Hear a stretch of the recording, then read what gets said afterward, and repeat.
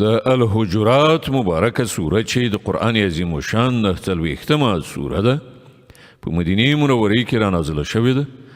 13 مبارک آیاتونه لري. تلاوت او پښتو ترجمه یې له لومړي آیت څخه اورئ. بسم الله الرحمن الرحیم. د الله په نوم چې ډیر زیات مهربان پوره رحم لرونکی دی.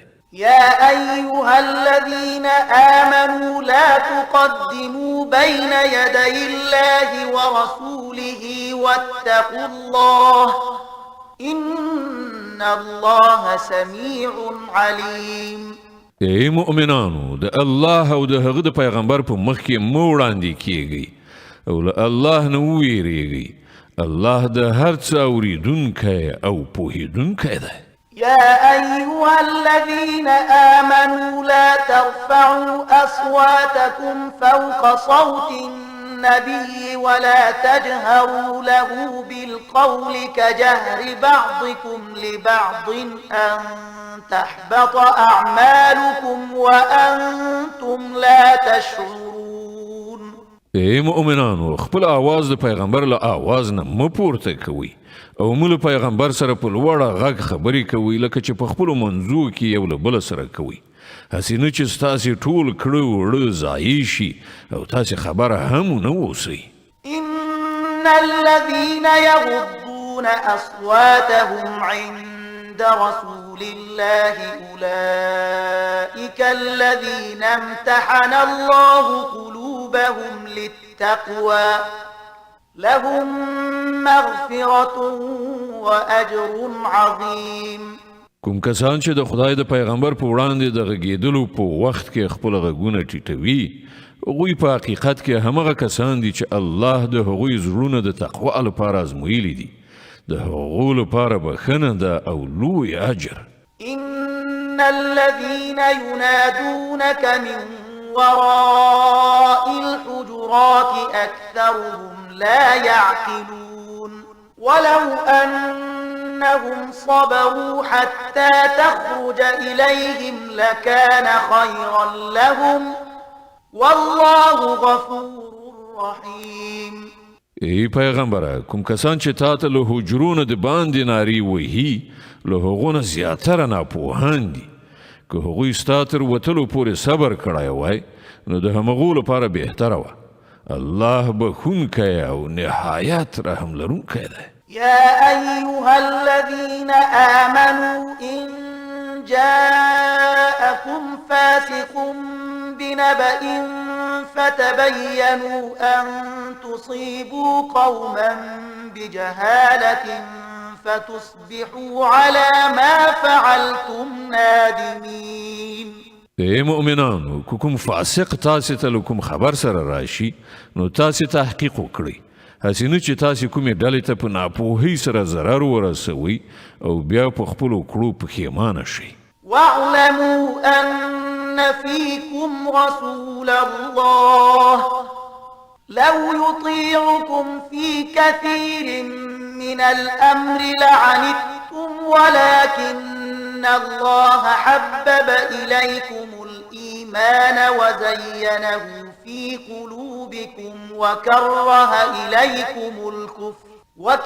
إليكم الكفر والفسوق والعصيان أولئك هم الراشدون فضلا من الله ونعمه والله عليم حكيم. خو پوهیږئ چې ستاسې په منځ کې د الله پیغمبر موجود دی. که هغه په زیاترو چارو کې ستاسې خبره ومني نو تاسې به په خپله په ستونزو کې اخته شئ. خو الله تاسې ته د ایمان مینه درکړه او هغه یې ستاسې لپاره په زړه پورې وګرځاو او له کفر فسق او نافرمانۍ څخه یې تاسې کرکجن کړئ. همدغسې خلک د الله په فضل احسان سره پر سمه لاره دي او الله د علم او حکمت خاوند دی. وإن طائفتان من المؤمنين اقتتلوا فأصلحوا بينهما فإن بغت إحداهما على الأخرى فقاتلوا التي تبغي حتى تفيء إلى أمر الله فإن فاءت فأصلحوا بينهما بالعدل وأقسطوا إن الله يحب المقسطين. او کله مؤمنانو څخه دوه ډلې په خپلو منځو کې په جنګ شي نو د هغو په منځ کې صلح وکړئ.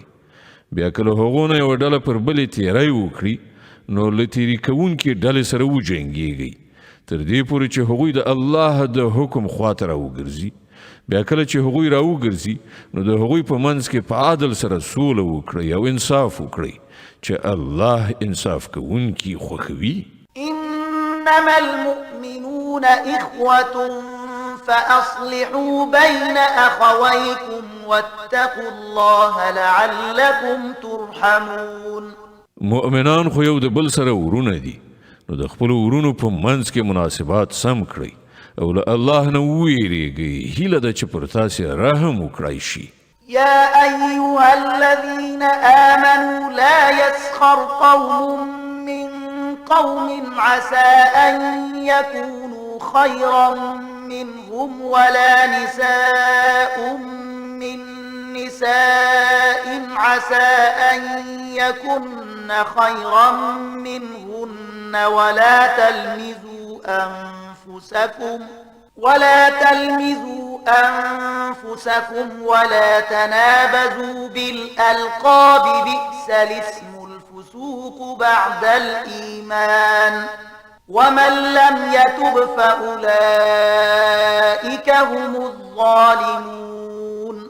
ای مؤمنانو نه د نارینه په نورو نارینهو ملنډې وهي کیدای شي چې هغوی له دوی نه غوره وي او نه د ښځې په نورو ښځو ملنډې وهي کیدای شي چې هغوی له دوی نه غوره وي.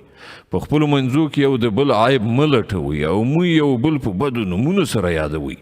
له ایمان راوړلو وروسته په فسق کې نوم پیدا کول ډیره بده خبره ده. کوم کسان چې له دغه چارچلن څخه راوان نه وړي هم هغوی ظالمان دي.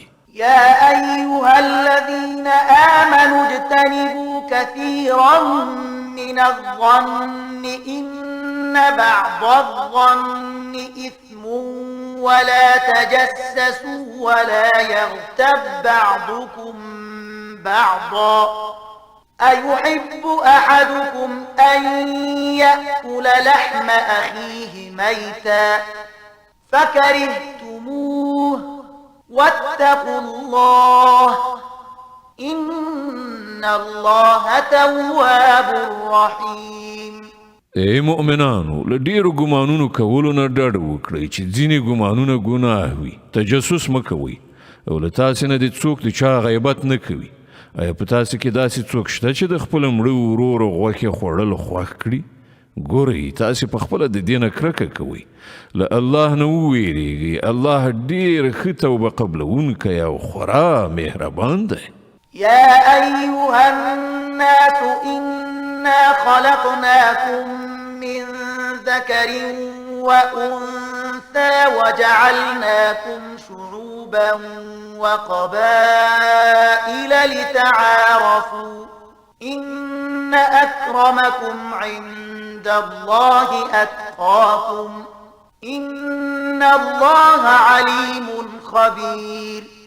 ای خلکو مونږ تاسې له یوه نارینه او یوې ښځې نه پیدا کړئ او بیا مو تاسې قومونه او قبیلې وګرځولئ تر څو چې تاسې یو تر بله سره وپېژنئ. په حقیقت کې د الله په نزد له تاسې نه تر ټولو زیات عزتمند هغه څوک دی چې په تاسې کې تر ټولو زیات پرهیزګار وي. په باوري ډول الله په هر څه پوهېدونکی او باخبره دی. قالت الأعراب آمنا قل لم تؤمنوا ولكن قولوا أسلمنا ولما يدخل الإيمان في قلوبكم وإن تطيعوا الله ورسوله لا يلتكم من أعمالكم شيئا إن الله غفور رحيم. دغه صحرایان وایي چې مونږ ایمان راوړ. دوی ته ووایه تاسې ایمان نه دی راوړی بلکې داسې ووایي چې مونږ اطاعت کوونکي شو. ایمان لا تر اوسه ستاسې په زړونو کې داخل شوی نه دی که تاسې د الله او د هغه د پیغمبر فرمان برداري غوره کړئ نو هغه به ستاسې د عملونو په اجر کې څه کموالی رانه ولي په باوري ډول الله بخښونکی او مهربان دی. إنما المؤمنون الذين آمنوا بالله ورسوله ثم لم يرتابوا وجاهدوا بأموالهم وأنفسهم في سبيل الله أولئك هم الصادقون. په حقیقت کې خو مؤمنان هغه دي چې پر الله او د هغه پر پیغمبر ایمان راوړ بیا هغوی څه شک نه کړ او په خپلو مالونو او سرونو سره د الله په لاره کې جهاد وکړ هغوی ریښتوني خلک دي. قل أتعلمون الله بدينكم والله يعلم ما في السماوات وما في الأرض والله بكل شيء عليم. ای پیغمبره د ایمان دغه مدعیانو ته ووایه آیا تاسې الله ته د خپل دین خبر ورکوي په داسې حال کې چې الله د ځمکې او آسمانونو په هر څه باندې پوهیږي او هغه د هر شي علم لري. يمنون عليك أن أسلموا قل لا تمنوا علي إسلامكم بل الله يمن عليكم أن هداكم للإيمان إن كنتم صادقين. دوی پر تا احسان باروي چې دوی اسلام راوړ دوی ته ووایه د خپل اسلام احسان پر ما چوي بلکې الله پر تاسې احسان باروي چې هغه تاسې ته د ایمان لارښوونه وکړه که تاسې پر اختیار سره د خپل ایمان په دعوا کې رښتونی.